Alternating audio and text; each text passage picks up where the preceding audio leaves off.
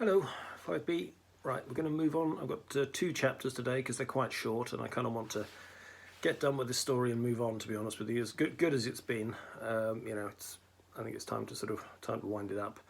So this is chapter 37 and we'll go on to chapter 38 afterwards. Chapter 37 is called Blame.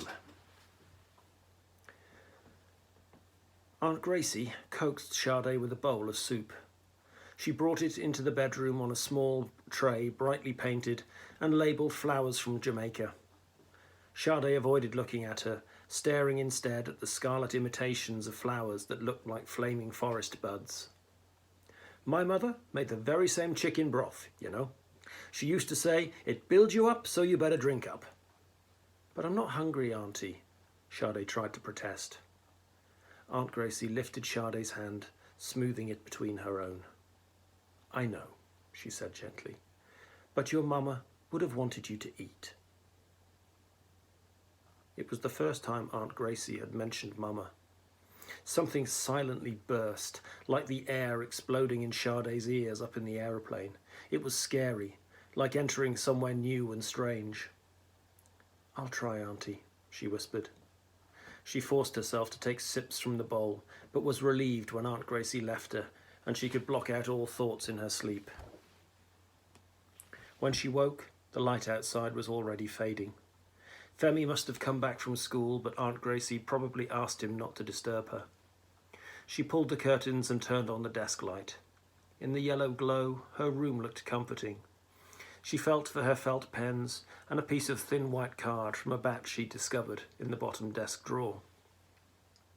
Resting a folded piece of card on the flowers of Jamaica tray, she sketched a flaming forest tree with sweeping umbrella branches stretching out across the paper. Then an equally tall pawpaw tree next to it, as elegant as a straight-backed woman carrying a jar of water on her head. Underneath, sprouts of lemongrass. She could almost smell the lemongrass from the backyard at home. For a short while, she was totally absorbed in drawing and colouring. Then she opened the card and on the inside printed in curling letters, "To Mariam's mother and uncle and Mariam. Happy Christmas from Sade." She sat for a while with her pen poised above the opposite page, trying out different words in her head. Finally, she simply wrote at the top, "I am very sorry." The space beneath looked bare and empty. Perhaps she could draw a magnolia like the one outside Papa's study. But when she tried to imagine it closely, her mind went blank. She felt panic. What would Mariam's family think about the card? They were Muslims and wouldn't celebrate Christmas anyway. Would they accept her apology? She might as well tear up the card. She held it open, staring at her message, each hand pulling at the card as tightly as it could. But her hands balanced each other, and the paper did not rip. And suddenly she was shaking with rage.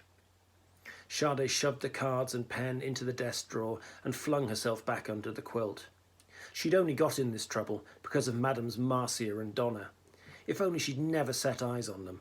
She never wanted to be in the same school, not even the same country. She just wanted to be at home, Lagos, not London. She hadn't chosen to come. Her head throbbed. Why did Papa have to write all those things that upset the brass button generals? Why didn't he just keep away from people who meant trouble? Like Mariam's uncle said, just keep away. The door to her bedroom creaked open. Sade thrust her head above the cover and Femi poked his head around the door with a finger in front of his lips. "Aunt Gracie said to let you sleep," he confided. "Get out!" Sade screamed. "Get out!" Startled, Femi ducked away. But Sade had seen the fear in his face. She buried her face. Whatever had come over her? Whatever was she thinking? Evil enters like a needle and spreads like an oak tree. If Mama could see her now, that's what she'd say. "You are letting evil enter your heart. How can you think of blaming your own father?" Sade trembled as she imagined Mama's eyes and voice. She should make herself face the truth. She'd been avoiding it. Mama's eyes were telling her to look into herself.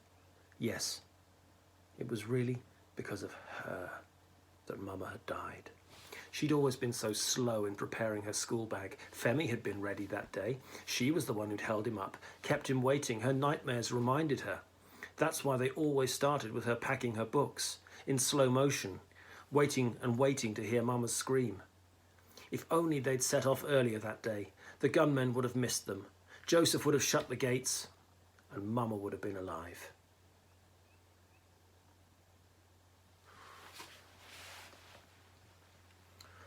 Okay, chapter 38. Face to the wall.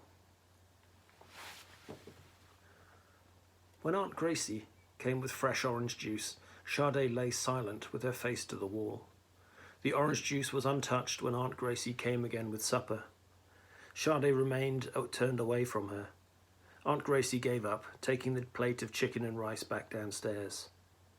I deserve to be punished, Sade thought. I don't deserve a friend like Mariam, or Aunt Gracie, or Uncle Roy, or Mama Apia, or Ayawo Jenny, or Mr. Nathan, or even Miss Harcourt. Everyone who tried to help, one way or another, had actually been deceived. They thought she was worth helping. Even Papa was deceived. Sade, news! Sade heard Femi's shouts. Tunnelling further into the bed, she ignored them and the thumping footsteps up the stairs. Her door flung open. We're on TV with Uncle Dele. I saw the picture. The man said it's after the break. Come, Sade, please, it's now. Femi's voice bubbled and pleaded. Even from deep within her burrow, Sade heard a small chink of Femi from the past. The old Femi, underneath the skin, now fastened as tight as a drum. If you touched the new Femi, and he often boomed at you. But she shouldn't have shouted at him earlier. He'd suddenly looked so fearful, hurt. It was brave of him to come back into her room. His footsteps squeaked on the landing, then thudded down the stairs. For a few moments, Sade huddled into her cocoon. Whatever was happening to her? She had to drag herself out of bed. She took herself 3/4 of the way down the stairs and sat down. Peeking through the railings, she could see Uncle Dele's head on the television screen at the far end of the sitting room. It was the interview he gave outside the detention centre. My brother is on hunger strike because he is not prepared to be sent away quietly. No one can expect justice in Nigeria, as long as the soldiers rule. They hate my brother because he writes the truth. Every week they sent threats, but he refused to give up. Now he's paid a terrible price. His wife has been killed, and for weeks his children were lost to him when he sent them to England. The Home Office says it has no records of them, but there they are. But they are here. And the camera swung to her and Femi. Femi was frowning, while she looked so calm. My brother came to Britain seeking help. At school we used to hear a lot about the British sense of justice, but we are desperate for deeds as well as words. The camera returned to Mr. 7 o'clock in the studio and another story. Sade did not wait to hear what Aunt Gracie or Uncle Roy had to say. She crept back to her room and crawled into bed. How on earth had she managed to remain so calm in front of the cameras yesterday? She couldn't have done that today. Her feelings frightened her, like being in one of those little boats she used to watch from Lekki Beach. As if far away from land, she'd been skimming over the waves that suddenly turned on her, whipping and lashing her so wildly they seized her oars and threatened to sink her. When the telephone rang, Sade knew it must be Papa. If she pulled her quilt over her head, Aunt Gracie would think she was asleep and leave her alone.